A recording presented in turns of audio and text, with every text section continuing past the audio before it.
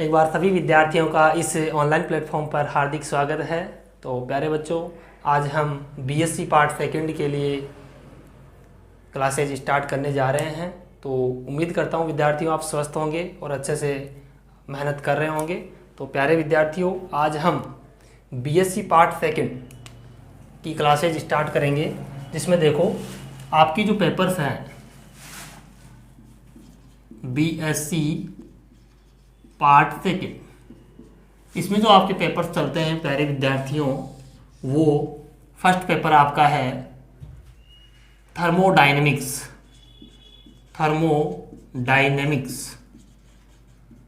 इसको हिंदी में क्या कहेंगे? ऊष्मागतिकी। पेपर नंबर जो सेकंड है प्यारे विद्यार्थियों, वो है आपके मैथमेटिकल फिजिक्स। कौन सा फिजिक्स? मैथमेटिकल फिजिक्स, जिसे हम गणितीय भौतिकी के नाम से जानते हैं। गणितीय भौतिकी। और पेपर नंबर जो थर्ड है वो है आपका इलेक्ट्रॉनिक्स, जो कि विद्युतिकी के नाम से जाना जाएगा। ओके प्यारे बच्चों, तो आपकी पेपर पैटर्न है, 3 पेपर होंगे आपके, जिसे हम इसको बोलेंगे पेपर फर्स्ट, या आपका पेपर सेकेंड, और ये आपका paper third. Okay, paper third. Paper first जो आपका मैक्सिमम मार्क्स का होगा वो होगा 33 का, जिसमें आपको minimum passing marks, okay, passing marks जो है वो कम से कम आपको लाना होगा 12 number. Okay, and paper number जो सेकंड है उसका भी मैक्सिमम मार्क्स आपके पास 33 होगा, वही मिनिमम मार्क्स आपके लिए 12 होगा। और जो पेपर थर्ड है प्यारे विद्यार्थियों, वो इसके अंदर आपका मैक्सिमम मार्क्स होगा 34, और इसमें भी 12-13 के आसपास आपको लाना होगा। कुल मिला के प्यारे विद्यार्थियों, जो टोटल मार्क्स का पेपर आपका बनेगा बीएससी पार्ट सेकंड का, उसमें आप देखिएगा 33 प्लस 34 कितना हो गया? आप इनको ऐड करेंगे तो आपको 100 मार्क्स कंप्लीट हो जाएंगे। लेकिन आपको जो यहाँ पर मिनिमम होगा पासिंग के लिए वो कितना होगा? इसका 36%, यानी कि 36 लाना होगा। प्यारे विद्यार्थियों, आपकी जो प्रैक्टिकल होता है, प्रैक्टिकल आपके 150 नंबर का होगा, प्रैक्टिकल 150। ओके, तो प्रैक्टिकल में भी आप मान के चलिएगा प्रत्येक सब्जेक्ट का 50-50 नंबर का पेपर होता है। ओके, तो मिनिमम आपको 18-19 नंबर चाहिए। और प्रैक्टिकल में तो आसानी से सब ले आते हैं ना, लेकिन आपको थ्योरी पे अच्छे से माइंड में फोकस बना के रखना है और अच्छे से पढ़ाई को करना है। ओके विद्यार्थियों, हम यहाँ एकदम बेसिक लेवल से लेके हाई लेवल तक अप्रोच करेंगे प्यारे विद्यार्थियों, बिकॉज आगे आपको आईआईटी जैम, नेट, गेट, कुछ भी एग्जाम हो फिजिक्स की, हायर फिजिक्स की, वहाँ पर आपको कोई दिक्कत नहीं आनी चाहिए। एक एक कॉन्सेप्ट यहाँ पर बताए जाएंगे, बिल्कुल भी जल्दीबाजी नहीं होगी, आराम से सिलेबस कंप्लीट होगा। बस एक सुंदर सी कॉपी बनाइएगा, वाइट पेज वाली या फिर लाइनदार, जो भी आपको अच्छी लगती है। और प्यारे विद्यार्थियों, आज से ही श्री गणेश कर दीजिएगा और अपनी पढ़ाई को स्टार्ट कर दीजिएगा। ओके प्यारे बच्चों, देखिएगा तो ऊष्मागतिकी, गणितीय भौतिकी, इलेक्ट्रॉनिक्स। ओके, तो मैं ये कह रहा हूँ कि अपन यहाँ पेपर फर्स्ट स्टार्ट नहीं करेंगे। क्यों? बिकॉज ये जो सेकंड पेपर है मैथमेटिकल फिजिक्स, ये गणितीय भौतिकी के नाम से जाना जाता है। इसमें आपको मैथमेटिक्स बहुत सारी दिखेगी। ओके, तो आपकी जो मैथमेटिक्स है उसको हम अच्छी बनाना चाहते हैं, यानी कि जो मैथमेटिक्स आप जो कैलकुलेशन पार्ट करते हैं उसमें थोड़ी कमजोरियां हैं वो दूर हो जाएं। तो ये जो पार्ट है पूरा कैलकुलेटिव पार्ट है, पूरे बहुत सारे डेरिवेशंस हैं, इसमें पूरा मैथमेटिक्स है। अगर ये बुक अच्छे से आ जाता है तो फिर और आगे मैथमेटिक्स इनमें आपको कोई दिक्कत नहीं आएगी। ओके, तो इसके पहले सबसे पहले अपन मैथमेटिकल फिजिक्स स्टार्ट करेंगे, उसके बाद थर्मोडायनेमिक्स, उसके बाद इलेक्ट्रॉनिक्स। पेपर तीनों ही बहुत खूबसूरत है प्यारे बच्चों, सबका फ्लेवर अलग अलग है, लेकिन जो मज़ा है वो तीनों में अलग अलग आएगा। ओके, मैथमेटिकल का अलग फ्लेवर है, इलेक्ट्रॉनिक्स का अलग फ्लेवर है, ऊष्मागतिकी का फ्लेवर अलग है। क्यों? तो इन फ्लेवर्स का मज़ा लेने के लिए प्यारे विद्यार्थियों आपको हमारे साथ जुड़ना ही होगा। समझ गए?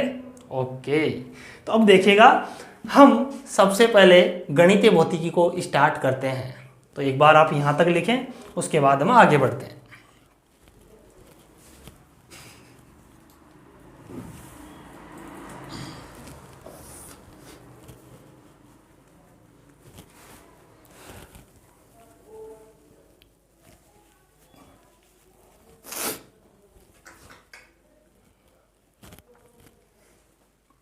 देखिएगा प्यारे बच्चों, तो सबसे पहले हम मैथमेटिकल फिजिक्स का हेडिंग डालते हैं और उसके अंदर देखते हैं क्या क्या यूनिट्स हैं आपके और कैसे पेपर का डिवीजन है।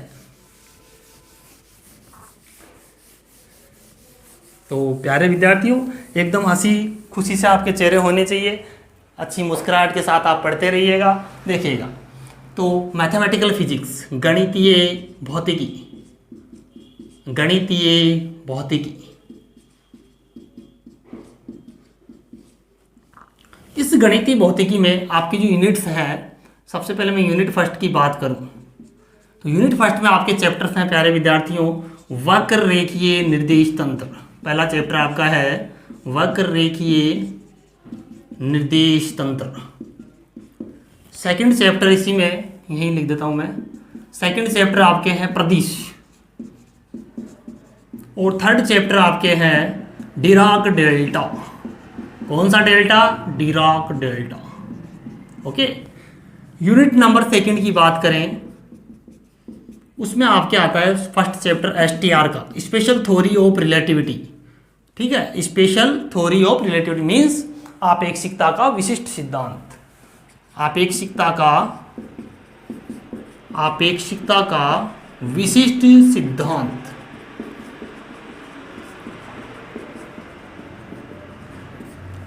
और सेकंड चैप्टर की बात करें इस यूनिट में अपन, तो हमारे है कौन सा बताइएगा, जो अपने पास एक तो होता है एसटीआर और एक होता है आपेक्षिकीय गतिकी के नाम से अलग चैप्टर आता है, आपेक्षिकीय गतिकी, आपेक्षिकीय गतिकी। इसे बोल सकते हैं रिलेटिव डायनेमिक्स या relative motion. Okay, unit number third, ये जो आपके है इसमें देखिए क्या है, फर्स्ट चैप्टर इसमें है रिलेटिव इलेक्ट्रोडायनेमिक्स, आपेक्षिक विद्युत की, आपेक्षिक विद्युत गतिकी ऐसे ही बोल सकते हैं, या विद्युत की बोल दो। और सेकंड चैप्टर इसमें है द्वितीय कोटि के अवकल समीकरण, द्वितीय कोटि के अवकल समीकरण, द्वितीय कोटि के अवकल समीकरण means differential equation of second order. Okay, unit number जो फोर्थ है उसमें आपके एक चैप्टर है बाउंड्री वैल्यू प्रॉब्लम, परिसीमा मान समस्याएं, परिसीमा मान समस्याएं, परिसीमा मान समस्याएं। Okay, boundary value problem. तो प्यारे विद्यार्थियों, ये आपकी यूनिट डिवीजन है, आपको अच्छे से एक एक यूनिट को तैयार करना है और एक एक यूनिट को अच्छे से लिखना है और अच्छे से समझना भी है। ऐसा नहीं कि किसी यूनिट में आप जल्दीबाजी करें कि सर मैं तो ये छोड़ूंगा वो छोड़ूंगा, नहीं, सब कुछ पढ़ना है एकदम बेसिक से लेके हाई लेवल तक, क्योंकि ये जो टॉपिक है ना डिराक डेल्टा प्रदिश, ये सब आगे नेट के सिलेबस में, गेट वगैरह जो भी दोगे सब में है, IIT JEM कुछ भी दे लो आप, ये सारा सिलेबस वहाँ पर आपको मिलेगा। तो अभी से तैयारी को मजबूत बनाइएगा, ठीक है। आपको ऐसा नहीं BSc कर लिया, डिग्री लेके क्या करोगे, बक्से में रखोगे इसको, किसको दिखाओगे डिग्री को, कोई मतलब नहीं है डिग्री से।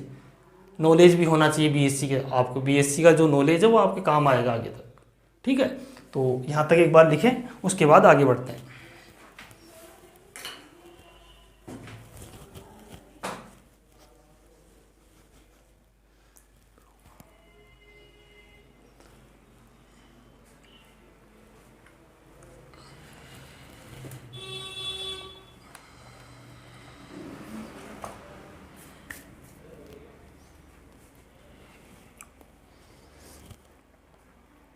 आगे देखिएगा प्यारे बच्चों, अब हम आज यूनिट नंबर फर्स्ट का फर्स्ट चैप्टर स्टार्ट करते हैं, जिसमें अपन आज थोड़ा बहुत इंट्रोडक्शन करते हैं। उसके बाद कल से हमारी जो क्लासेज वो बड़ी होगी प्यारे विद्यार्थियों, है ना।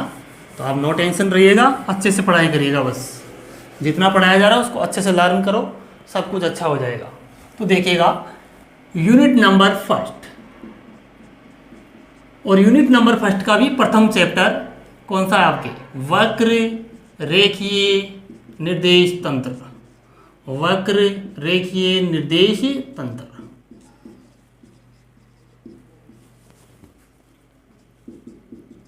Curvilinear coordinate system.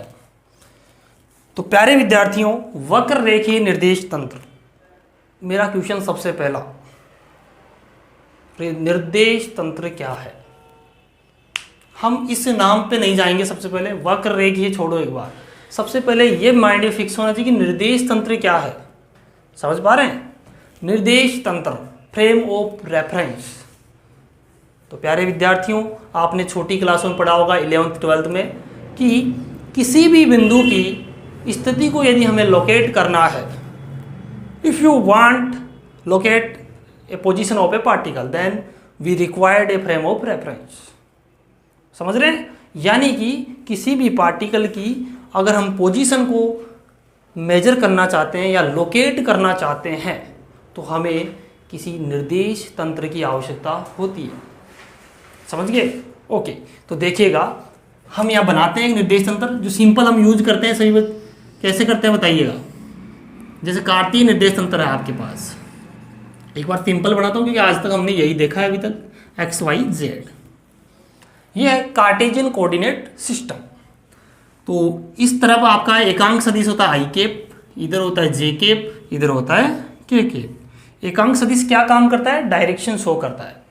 ठीक है, मैं मान लीजिए कोई पॉइंट P ले रहा हूँ और पॉइंट P की जो कोऑर्डिनेट है एक्स वाई जेड, और इसका जो स्थिति सदिश है वो आर वेक्टर। स्थिति सदिश का मतलब इसकी स्थिति को व्यक्त करने वाला सदिश। ठीक है, ओके। तो आप देख पा रहे हैं सबसे सिंपलेस्ट जो निर्देश तंत्र है वो हमारा ये है। हम किसी पार्टिकल की पोजीशन को लोकेट कर रहे हैं। यहाँ पे पोजीशन का मीन्स है कि इसकी एक्स से कितनी डिस्टेंस है, वाई से कितनी है, जेड से कितनी है। समझ पा रहे होंगे जेड किस तरफ है प्यारे बच्चों? जेड बाहर की तरफ है, ऐसे परपेंडिकुलर टू ईच अदर, तीनों एक्सिस एक दूसरे के लंबवत होती है। ठीक है, तो एक्स वाई जेड, और यहाँ पे ये मूल बिंदु ओ।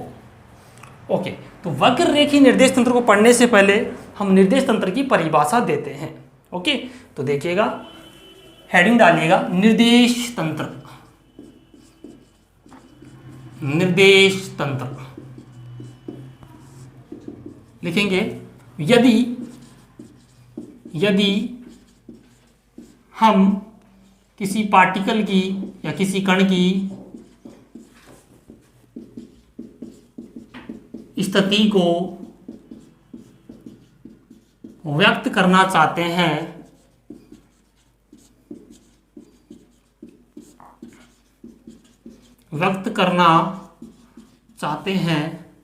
तो हमें एक तंत्र की आवश्यकता होगी, एक सिस्टम की। तंत्र का मतलब सिस्टम, एक तंत्र की आवश्यकता होती है। उसे हम निर्देश तंत्र कहते हैं। उसे हम निर्देश तंत्र कहते हैं।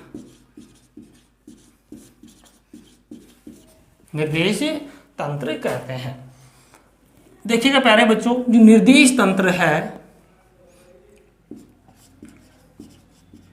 निर्देश तंत्र सामान्यतः हम 3 प्रकार के पढ़ते हैं।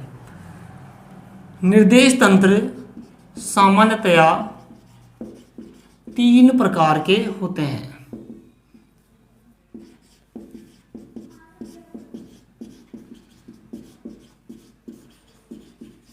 जिसमें पहला है कार्तीय निर्देश तंत्र, जिससे हम सभी वाकिफ है, हम सब इसके बारे में जानते हैं। कार्तीय निर्देश तंत्र। दूसरा होता है बेलनी निर्देश तंत्र। दूसरा कौन सा? बेलनी। सब जानते हैं बेलन? तो हाँ, सब जानते होंगे शायद। बचपन में बेलन के 1-2 तो खाए होंगे मम्मी से, नहीं खाए?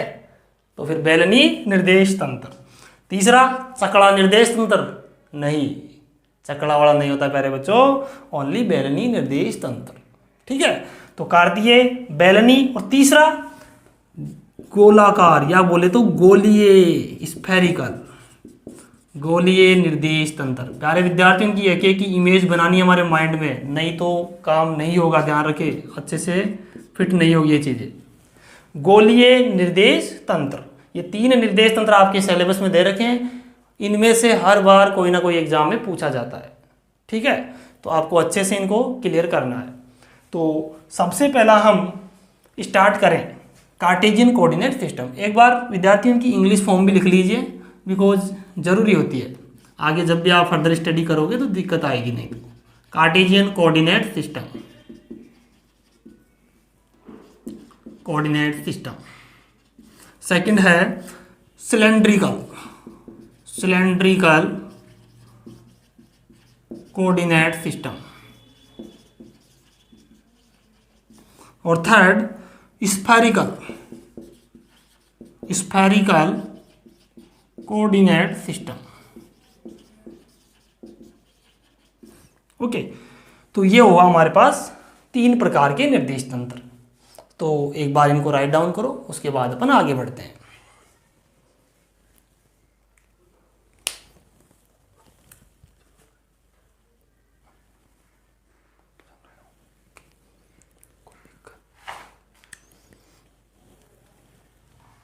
आगे देखिएगा प्यारे बच्चों, कार्तीय निर्देश तंत्र।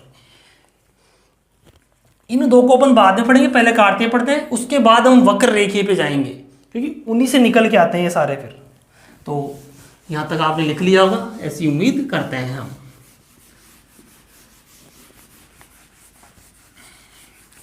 तो पहला आप हेडिंग डालें,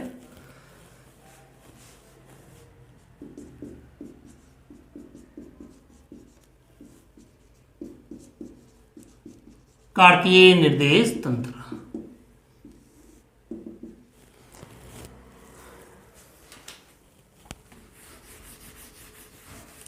तो जो कार्तीय निर्देश तंत्र है कैसा होता है, इसमें 3 एक्सिस होती है। कितनी? 3 एक्सिस, एक्स, वाई और जेड, और मूल बिंदु ओ। इसमें इस तरफ एकांक सदिश आई केप होगा, जिसकी डायरेक्शन एक्स एक्स के अलोंग, इसमें जे केप और इसमें के केप, और ये मूल बिंदु हो, जिसके कोऑर्डिनेट कितने हैं? 0 0 0। ओके, अब मैं किसी पॉइंट को लोकेट करना चाह रहा हूँ इस स्पेस के अंदर, पॉइंट पी। ठीक है, तो इस पॉइंट पी के जो कोऑर्डिनेट होंगे वो ऐसे होंगे, यानी कि ये स्थिति सदिश हुआ और इसके कोऑर्डिनेट एक्स वाई और जेड। ठीक है, तो ये स्थिति सदिश आर वेक्टर। तो सबसे पहले इसकी परिभाषा लिखेंगे। एक ऐसा निर्देश तंत्र, एक ऐसा निर्देश तंत्र, एक ऐसा निर्देश तंत्र जिसमें तीनों एक्स, एक्स वाई जेड एक दूसरे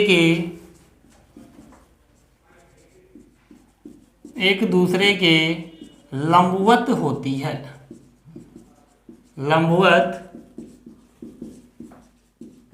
लंबवत होती है, एक दूसरे क्या होगी? लंबवत, अर्थात 90 का कोण बनाती है।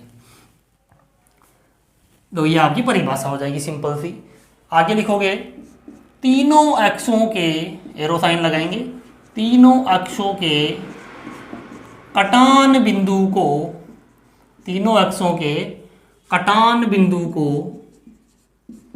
क्या कहते हैं? मूल बिंदु।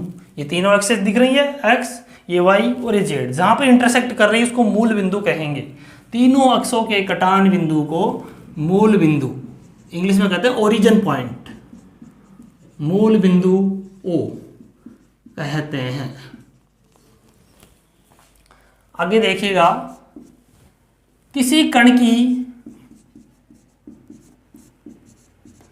कण की स्थिति को मूल बिंदु के सापेक्ष, मूल बिंदु के सापेक्ष किसी कण की स्थिति को मूल बिंदु के सापेक्ष मापा जाता है या मेजरमेंट किया जाता है। आगे देखिएगा, एक्स वाई जेड अक्षों के अनुदिश एकांक सदिश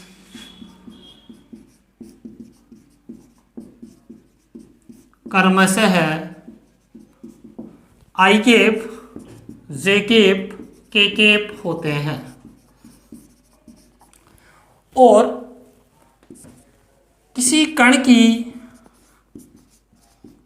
स्थिति को व्यक्त करने वाला, किसी कण की स्थिति को व्यक्त करने वाला सदिश स्थिति सदिश कहलाता है। स्थिति सदिश कहलाता है, जिसे आर वेक्टर से व्यक्त करते हैं, जिसे आर वेक्टर से व्यक्त या डिनोट व्यक्त करते हैं। इस जो आर वेक्टर का मान है वो किस प्रकार लिखा जाता है प्यारे बच्चों? X I cap Y J cap plus Z K cap. इसके बारे में आपने फर्स्ट ईयर में पढ़ा होगा, जहां पर आपने इसका प्रूफ भी किया था कि कैसे आता है। ठीक है, तो एक बार आप यहां तक राइट डाउन करेंगे, उसके बाद आगे बढ़ते हैं।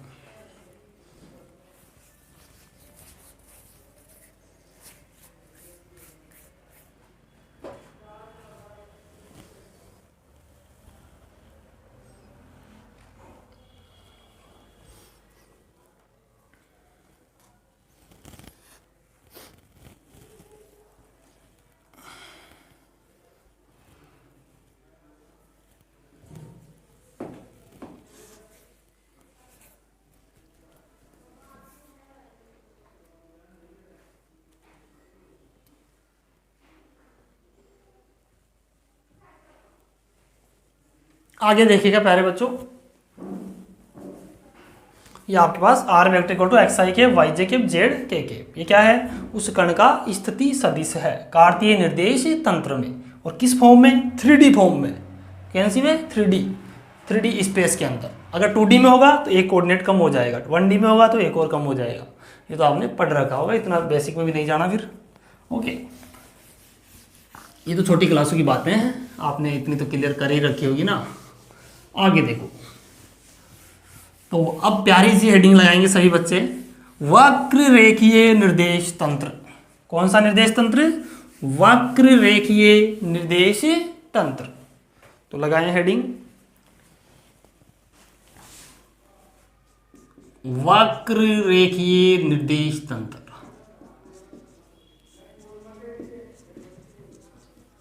वक्र रेखीय निर्देश तंत्र, कर्वीलिनियर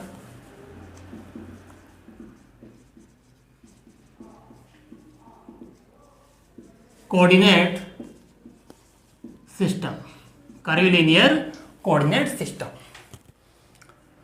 तो देखिएगा प्यारे बच्चों, वक्र रेखीय का मतलब क्या होता है?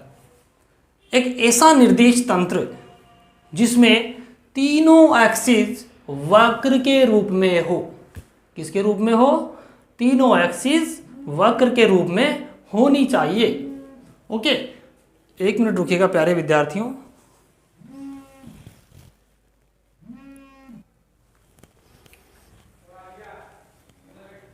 आगे देखो, है ना। तो वक्र रेखीय निर्देश तंत्र, तो मैंने क्या बताया? तीनों एक्सिस वक्र के रूप में होती है। तो लिखो, वह निर्देश तंत्र जिसमें तीनों एक्स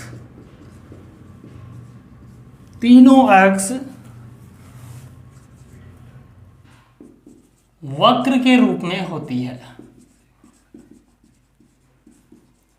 वक्र के रूप में होती है। कैमरा ऑन है कि एक बार चेक करिएगा। ओके, वह निर्देश तंत्र जिसमें तीनों एक्स वक्र के रूप में होती है। तो आगे देखिएगा, इसका मीन्स यहां पर एक डायग्राम बनाते हैं अच्छा सा वक्र रेखीय निर्देश तंत्र का। जिसकी तीनों एक्स वक्र के रूप में होगी। मान लीजिए u1 है और ये u2 है और ये u3 है। कैसे बना सकते हैं? वक्र के रूप में होगी, लेकिन u3 वक्र, और इसमें जो कोई पॉइंट होगा उसमें ये कोई पॉइंट होगा जिसका स्थिति सदिश वही आर वेक्टर है और पॉइंट P है जिसके कोऑर्डिनेट u1, u2 और u3। हमने देखा जो कार्तीय निर्देश तंत्र था उसको भी साथ में लेके चलो, क्योंकि उसी से समझ आएगी सारी चीज़ें आपको। ये x होता है, ये y होता है, ये z होता है। आप देखते हो कार्तीय में x एक्सिस इधर होता है, तो इसका मतलब u1 इधर हो गया। चाहे आप इधर लिख लो समझने के लिए, एक बार के लिए u1, इसको u2 कह दो और इसको u3 कर दो, सही है। अब देखो x एक्स की तरफ u1, y एक्स की तरफ u2, z एक्स की तरफ u3। इट मीन्स यहाँ x y z का काम कौन कर रहा है? u1, u2, u3। तो हमारे पास जो स्थिति सदिश आता था यहाँ पे वो x y z के फॉर्म में लिखा जाता था ना, पॉइंट P का, यानी इसका कोऑर्डिनेट यही होता था x y z। तो यहाँ पे कोऑर्डिनेट क्या हो जाएगा? u1, u2, u3, और वही मूल बिंदु इसमें है O। बस यहाँ फर्क ये है कि जो एक्सिस हैं वो वक्र के रूप में है। किसके रूप में है? वक्र के रूप में है। तो वह निर्देश अंतर जिसमें तीनों अक्ष वक्र के रूप में होती है उसे वक्र रेखीय निर्देश तंत्र कहते हैं। उसे वक्र रेखीय निर्देश तंत्र कहते हैं।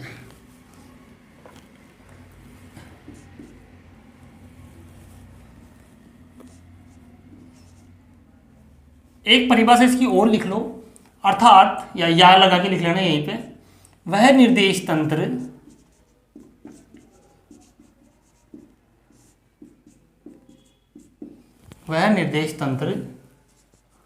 जिसमें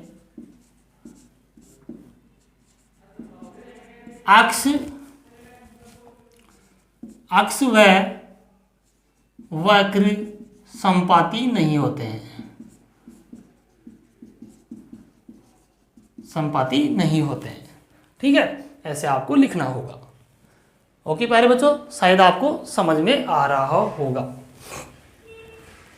ठीक है, आगे देखो, वक्र रेखीय निर्देश तंत्र में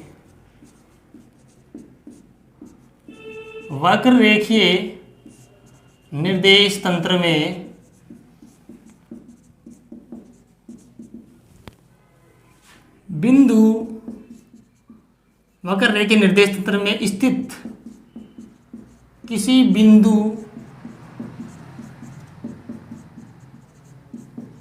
बिंदु के निर्देशांक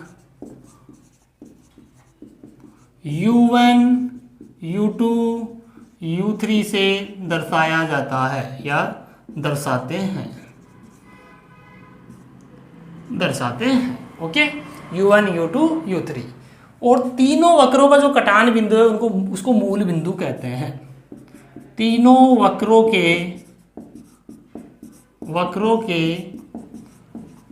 कटान बिंदु को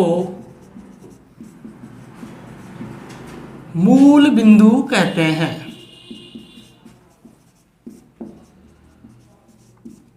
मूल बिंदु कहते हैं जिसे O से दर्शाया गया है,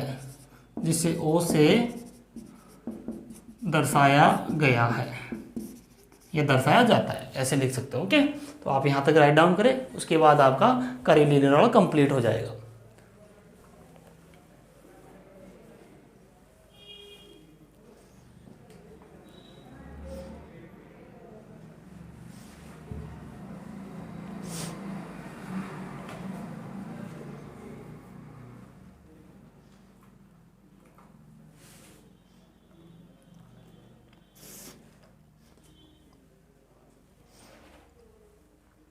आगे चलें, देखिएगा प्यारे बच्चों, आगे की तरफ बढ़ते हैं। यह आपका वक्र रेखीय निर्देश तंत्र कंप्लीट। उसके बाद देखो,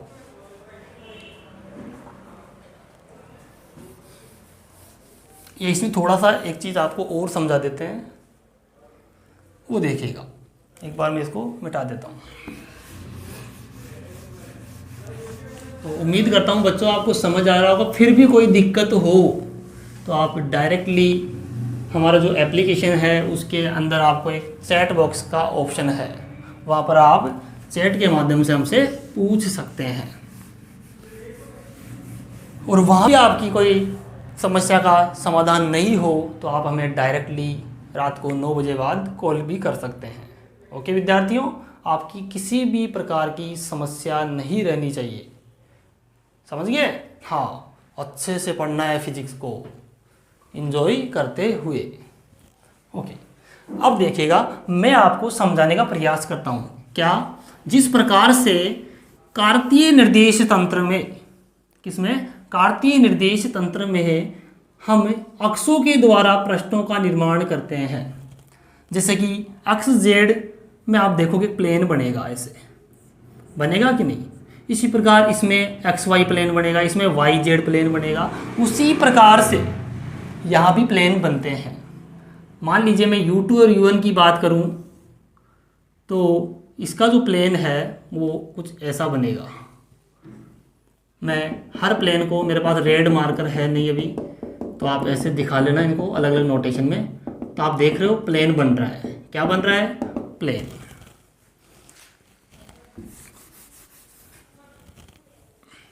इसी प्रकार इसमें भी एक प्लेन बनेगा, बनेगा कि नहीं?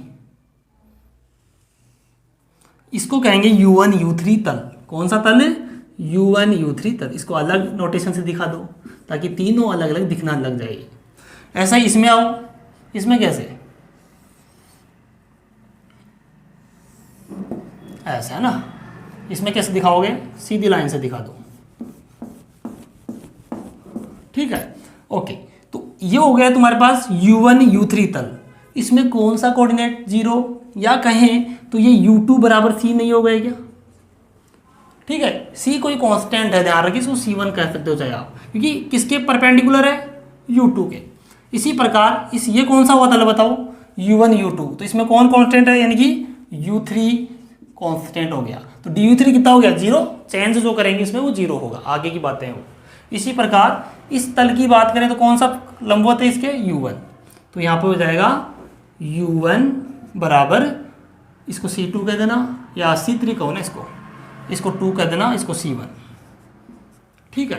तो यहाँ पर 3 पृष्ठ है, U1 U2 U3, या कहें C1 C2 C3, 3 प्रकार के यहाँ पृष्ठ है। ओके, इन पृष्ठों से आप देख रहे हो आपके वक्र बन रहे हैं। जैसे ही ये वाला पृष्ठ देखो, ये पृष्ठ और ये पृष्ठ जा रहा हूँ, ऐसे नहीं है, ऐसे है। तो आप देखो इन दोनों पृष्ठों को मिलाओ, ये मिला दिया, तो आप देख रहे हैं यहाँ पर ये जो लाइन है, यहाँ पर एक लाइन बन गई दोनों के मिलान से, यानी दोनों के कटान से, दोनों के इंटरसेक्ट से एक लाइन का निर्माण हो रहा है। तो यही हमारा कौन सा कर्व है? U1 वक्र। कौन सा वक्र है? U1। इसी प्रकार इन दोनों के इंटरसेक्ट से कौन सा बन रहा है? ये वाला। इसी प्रकार इन दोनों के इंटरसेक्ट से ये वाला कर्व आपका जनरेट हो रहा है। ठीक है प्यारे बच्चों, तो कुल मिला के वक्र रेखीय निर्देश तंत्र की मैं समझता हूँ शायद आपकी पिक्चर अच्छे से क्लियर हो गई होगी। ठीक है, तो ये था वक्र रेखीय निर्देश तंत्र। इसी का एक थोड़ा एडवांस रूप हम देखें तो लांबिक वक्र रेखीय निर्देश तंत्र, उसकी भी हम बात करते हैं। ये डायग्राम बना दीजिएगा उसी में, और नेक्स्ट हेडिंग डालिएगा यहीं पे, लांबिक वक्र रेखीय निर्देश तंत्र। लांबिक वक्र रेखीय निर्देश तंत्र कौन सा है? कर्विलीनियर कोऑर्डिनेट सिस्टम है। कैसा? इस बार लांबिक है। दैट मीन्स इस बार जो वक्र हैं एक दूसरे के लंबवत होंगी। कैसे? देखिएगा, समझो इसको भी। देखो कैसे।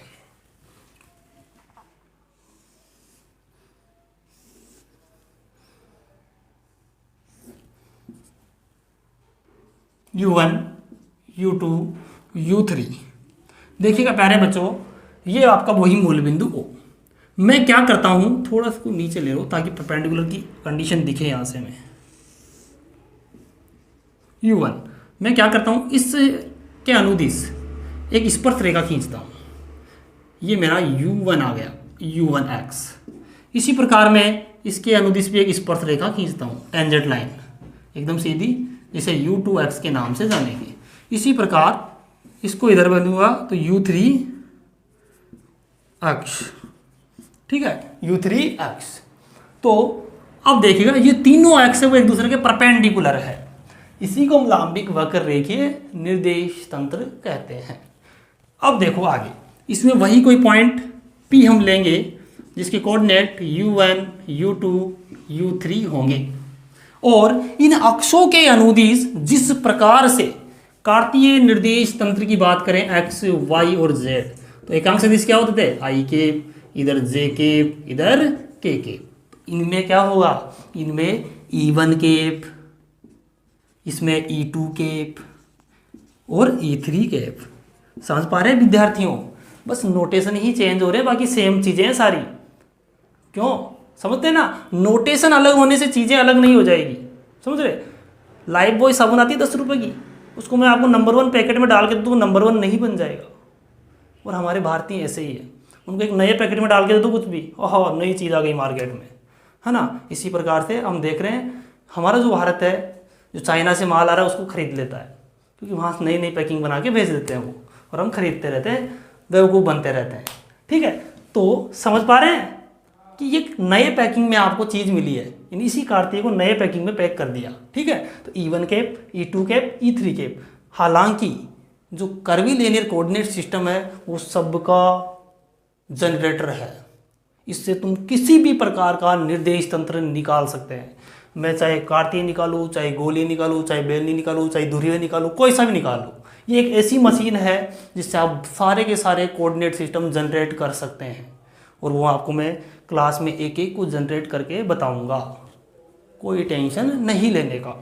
ठीक है, तो E1 केप, E2 केप और ये E3 केप। तो थोड़ा सा लिखना तो पड़ेगा। ये कथा अपन ने इधर बोली, इस कथा को इधर लिखना भी तो पड़ेगा ना, क्योंकि राजस्थान यूनिवर्सिटी का रूल क्या है, छाप के आओ नंबर पाओ।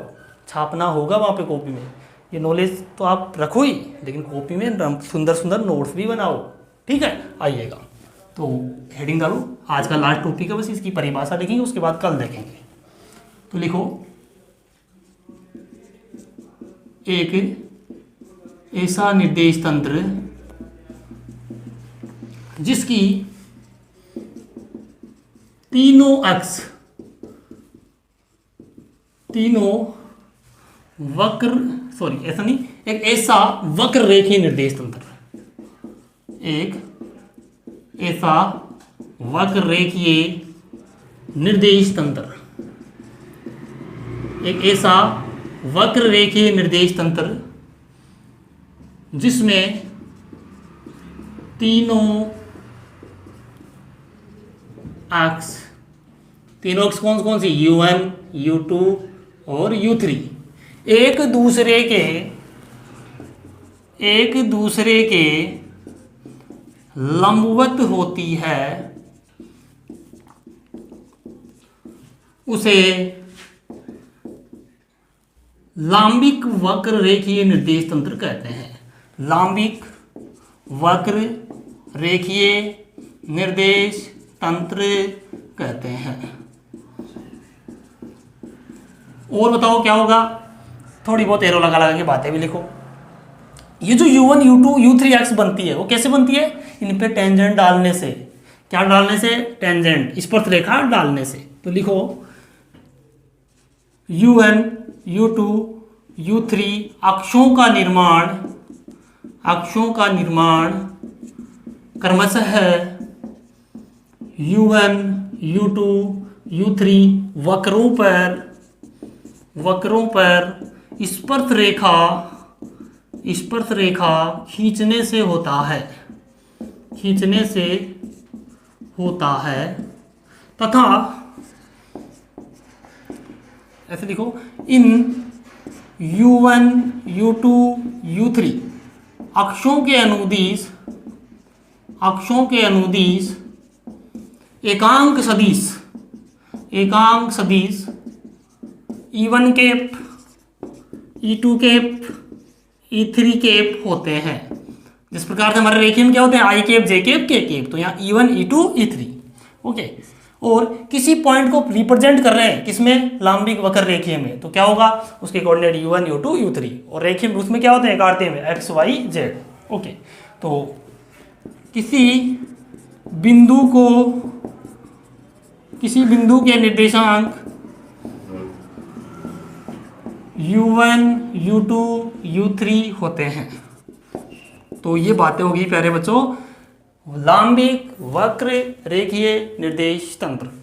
ठीक है, तो ये एक प्रकार से वक्र रेखीय निर्देश तंत्र का ये एक एक्स्ट्रा रूप है। ठीक है, इसकी एक्स्ट्रा कंडीशन कहें यानी लाम्बिक, इसके आगे लाम्बिक शब्द और जुड़ गया बस। लाम्बिक का मतलब ये अक्ष से परपेंडिकुलर हो जाएगी एक दूसरे के, बस इतना सा फर्क है उसमें और उसमें, वही तल यहाँ बनेंगे, सारी चीज़ें वही है। ठीक है, तो ये दोनों डायग्राम माइंड में फिक्स होने चाहिए।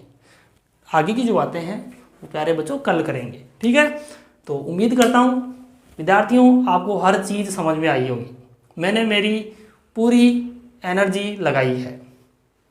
ठीक है प्यारे बच्चों, तो उम्मीद करता हूँ आपसे ओनली, और उम्मीद ही कर सकते हैं, ऑनलाइन में क्या है और है, उम्मीद के अलावा कुछ नहीं है। तो उम्मीद करता हूँ आप सब पढ़ेंगे, अच्छे से नोट्स बनाएंगे, और कल की क्लास में अगर कोई डाउट होता है तो वो क्लियर करेंगे। ठीक है, तो विद्यार्थियों इसको अधिक से अधिक बच्चों तक शेयर करें, आपके फ्रेंड सर्किल में शेयर करें। ओके, ताकि हमारा भी मनोबल बढ़ता रहे। Thank you for watching this video. Okay.